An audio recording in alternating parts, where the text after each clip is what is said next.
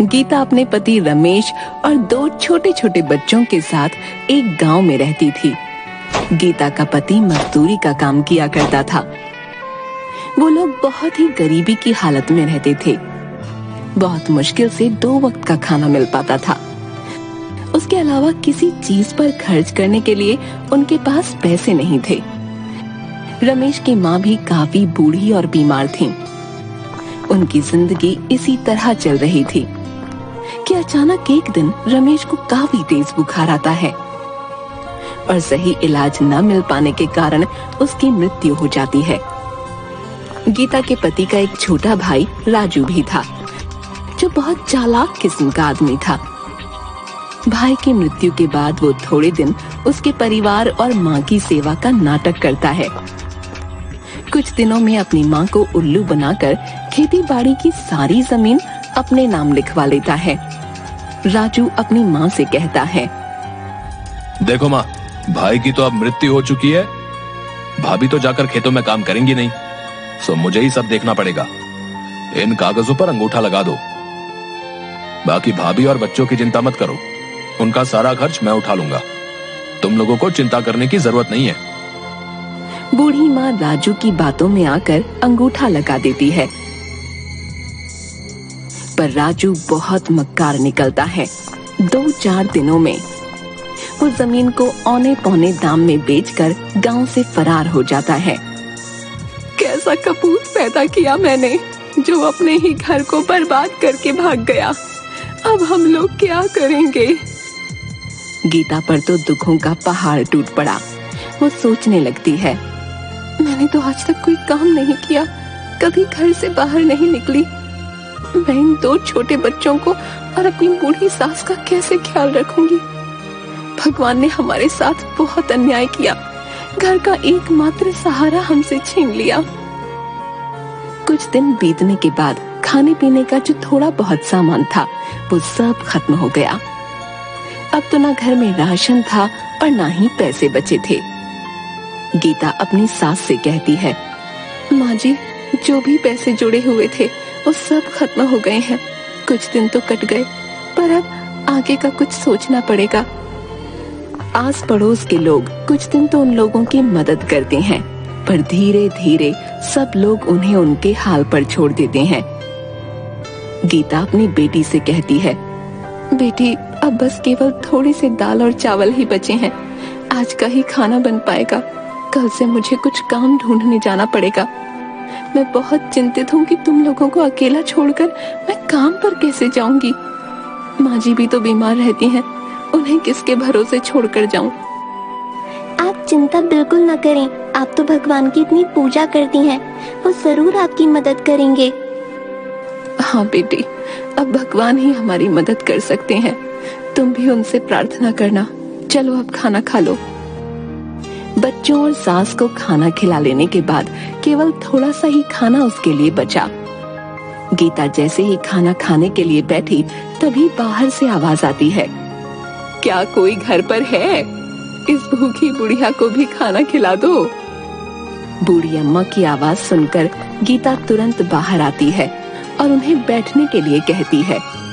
गीता ने अपने लिए जो थोड़े से दाल चावल रखे थे वो उस बुढ़िया को देने के लिए प्लेट में डालकर ले आती है। ये जो थोड़ा बहुत खाना है खा लो, मेरे पास आज केवल इतना ही भोजन है, आप इसे ग्रहण कर लें। बूढ़ी अम्मा खाना खाते खाते गीता से पूछने लगती हैं, क्या हुआ बेटी, उदास क्यों है?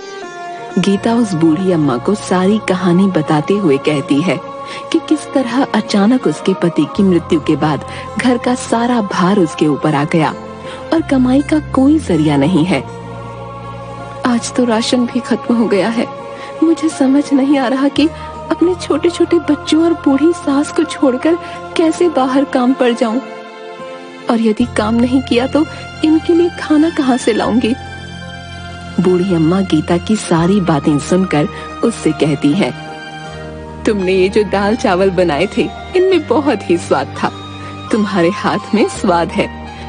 घर के बाहर ही तुम दाल चावल का ठेला क्यों नहीं लगा लेती, जिससे तुम्हें घर छोड़कर कहीं जाना भी नहीं पड़ेगा और तुम्हारी कमाई का जरिया भी बन जाएगा। मैं तुम्हें एक नमक का पैकेट देती हूँ। ये एक जादुई नमक है। तुम अपने खाने में इसी पैकेट से नमक डालना, फिर देखना उस खाने का स्वाद।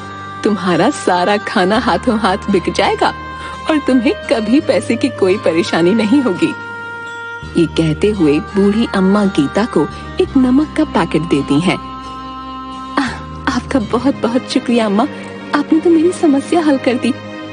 अब मैं घर पर रहकर ही सब काम कर लिया करूंगी और मुझे अपने बच्चों को छोड़कर कहीं दूर भी नहीं जाना पड़ेगा। तुम बहुत ही अच्छे दिल की औरत हो। तुम्हारे मन में लोगों के लिए दया भाव है और तुम लोगों की मदद करना चाहती हो, इसीलिए मैं तुम्हें ये जादुई नमक दे रही हूँ।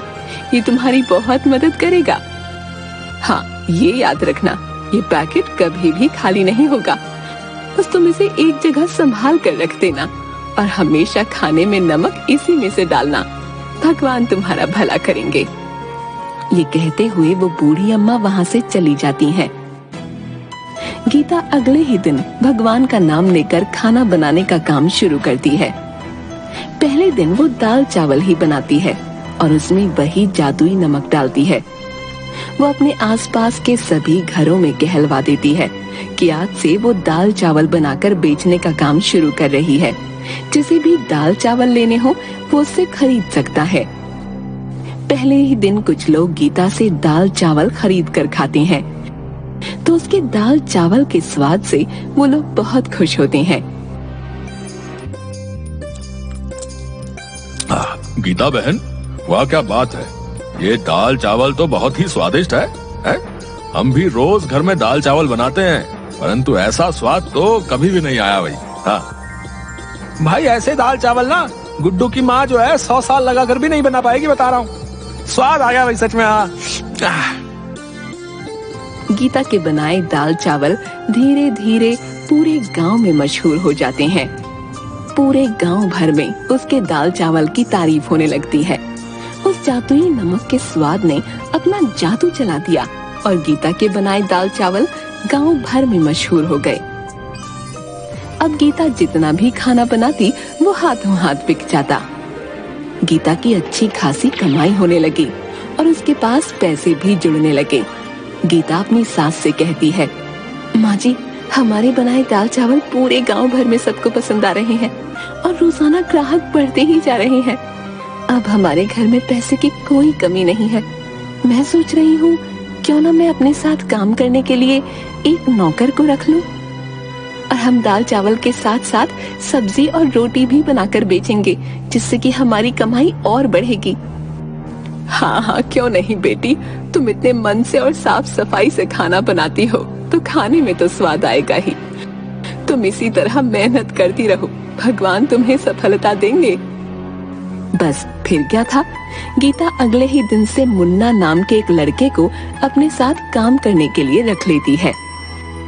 खाना तो गीता ही बनाती थी, जिसमें वो जादुई नमक डालती, परंतु खाना परोसना, ग्राहकों से पैसे लेना और उन्हें खाना डाल कर देना, ये सब काम के लिए उसने मुन्ना को रख लिया। मुन्ना काफी गरीब था और चालाक भी।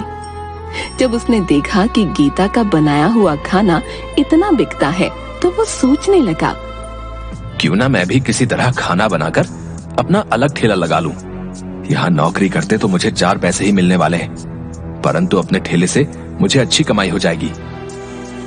मुन्ना अपने दोस्त से कहता है, अरे यार, ये दिन भर की नौकरी करने के बाद मेरे हाथ में तो कुछ भी नहीं आता। इतनी कम तनख्वाह में भी भला गुजारा होता है क्या? है? मैं सोच रहा हूँ जब गीता औरत होकर इतना कमा सकती है तो मैं क्यों नहीं, मैं भी अलग ठेला लगा लूंगा। जब इस काम में इतनी कमाई है तो मैं अलग से ठेला लगाकर ज्यादा मुनाफा क्यों ना कमाऊं भाई? है? कब तक उस गीता का नौकर बना रहूंगा?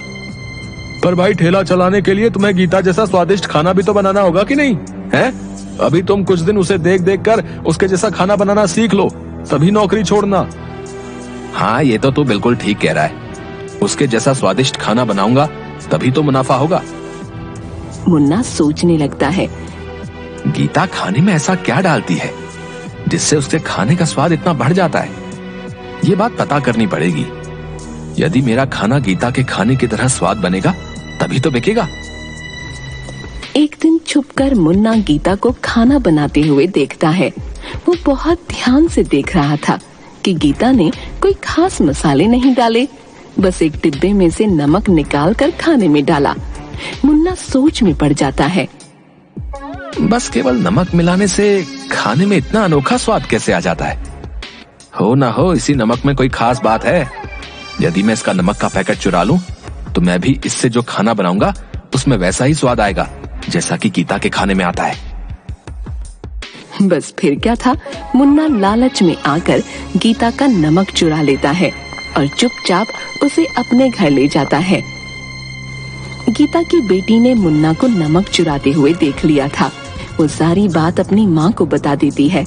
गीता ये सुनकर बहुत परेशान हो जाती है कि उसका नमक चोरी हो गया। अब उस जादुई नमक के बिना वो खाना कैसे बनाएगी? वो रोते रोते भगवान के आगे प्रार्थना करने लगती है। हे भगवान, मेरी मदद करो। वो बूढ़ी माँ जी जो मुझे नमक देकर गई थी, वो दुष्ट मुन्ना ने चोरी कर लिया। अब मैं क्या करूंगी? मेरी मदद करो भगवान। गीता जैसे ही रसोई घर में खाना बनाने जाती है, वो देखती है कि वैसा ही नमक का एक और पैकेट वहाँ पड़ा है।